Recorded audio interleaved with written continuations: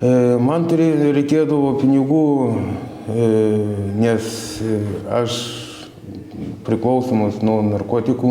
Tai realiai narkotikai tavo gyvenimą sugraužė. Tai pirmą kartą susipažinau su narkotikais Pravieniškio antros pataisos namuose, kada man pasiūlė kitas nuteistasis, aš pabandžiau ir nuo to laiko negaliu sustoti. Tas netgi toks bandymas įtraukti buvo, net turbūt savo interesų turėjo. Čia buvo taip padaryta, kad aš sėčiau ant tos narkotikos, kad iš manęs vėliot paskui pinigus. O dabar vartoji tu jos, ar ne?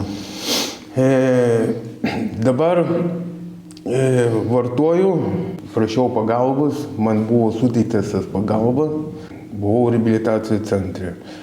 Ten gydžiausi 4 mėnesiai. Buvau jau viskas atsisakęs, net cigaretės nerūkiau. Buvo sudėtinga, bet sugebėjau.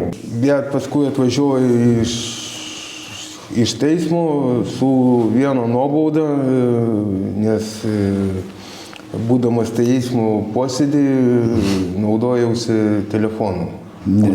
Kur yra Taip, kalėjime negalima, netgi iš kalėjimo nusivežė į teismą, suimtas būdamas.